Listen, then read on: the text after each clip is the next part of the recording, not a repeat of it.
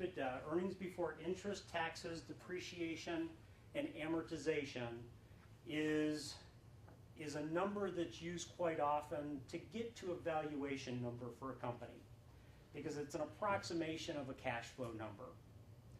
So what I'd like you to do right now is, in your head or in the sheet in front of you, think about either last year's EBITDA for your company or what you're shooting for this year. If you don't have it in your head, think about what your net profits are. Subtract what your approximate depreciation is. There's a lot of rental firms in here, so I would expect depreciation to be a pretty big number. And any amortization.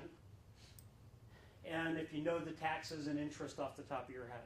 And the reason we back out taxes and interest is when a buyer's looking at your firm, typically what happens is their tax and interest structure, their cost of capital is different than what yours is.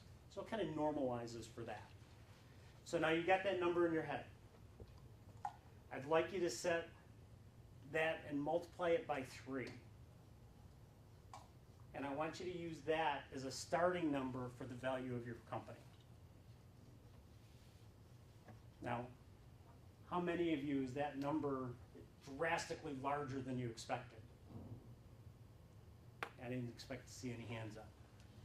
Typically what I see, I've got about 20 years experience on buy side and sell side of companies. Typically when I talk to a business owner and we start talking valuation, and I've confirmed this with guys like Chris Hammond, people that are also other types of business intermediaries, the general consensus is the business owner either wants, needs, or desires roughly 2 times what a normal valuation would be for their firm. And what Chris will talk about is he gets up later on this afternoon is, you know, why is it this 3 times? And I'll touch on it a little bit, but basically a financial buyer needs to be able to service any debt that he takes out in order to buy your company. And so a 3 to 5 times EBITDA number is usually where a financial buyer will value a company. The key of this whole thing is, how do you prepare the company so you can leave on your own terms? There are so many stories of small companies, husband and wife companies. Something happens to the husband who's primarily running the company, gets hit by a bus, gets sick, whatever, and now the wife needs to do something. You know, and I use husband and wife that way. It could be the other way around. But the fact is, you want to leave on your own terms. You want to be prepared so you can proactively make a move, or if something drastic happens, the company's already been positioned so you're not stuck and sitting in a corner someplace and having to do something you don't want to do and not get the value that you need out of it. The economy's kind of bad. Why are we going to spend money now and make some investments to do some things? What's going to happen in the next 10 months, 5 months, 6 months? And really the focus is taking the upfront work right now, because it's not big investments. A lot of it is just tidying up the backyard. Some of it is increasing the top line, some of it is increasing the bottom line. But what we'll talk through is what are those things that you can do on your own, and what are the things that you should probably ask somebody from an objective standpoint to help you with. USA Today had yesterday's Dow Jones results in it, down what, 514 points plus. On the bright side, in this room, your retirement is your business. And what we can help you do is develop that so that when it's time to sell, you've got your retirement taken care of. And if you do have any retirement income from another source, it becomes extra on top. And as business owners, that's the way you should really take a look at the next period of time.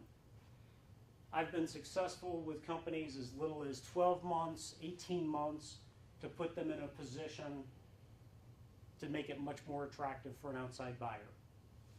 18 months is a perfect period of time, which is, you know, Gary, you mentioned 18 months earlier, which is your wife's time that she's going to retire. And 18 months is a good period of time. What happens quite often is I'll get calls from a business owner who either, one, tried to sell his company on his own, wasn't able to do that, and or they went to a business intermediary, a business broker, or somebody that's like Chris on the investment banking side, and found, wow, my business is only worth half of what I want or what I need to retire on. I don't know how to make up that gap. Chris and I had a conversation at lunch earlier, and I've heard this from so many others that I've talked to. Typically, out of 10 business owners that go to a business intermediary, the business intermediaries typically only take 2 of them on as clients, because that gap between what the owner expects and what the business is worth is so wide that the business intermediary won't even take them as a client. You know, and typically it's a fairly good sized number. Now, the other thing that I told them this morning that I heard that I think is I have a hard time understanding is, out of those 8 that the business intermediary doesn't take, 6 of them walk away and say, you know, I really don't want to work that hard. I don't want to spend the next couple of years putting a lot of effort in this to get it to that level. Instead, I'm just going to wind it down and take whatever cash I can out of the business. And to me, that's counterintuitive, but I also understand that when you've been in your business for 20 or 30 years, day over day, there's a phenomenon that takes place that I've heard coined as owner fatigue. You get to a point where you just don't know if you can take any more of, you know, grinding away to build the business, to grow the value. And we'll talk about what some of those things are, because it's really, if you're going to spend a couple of years in your business to wind it down and suck some cash out, spend that 18 months building the company so you can take what you want out of it.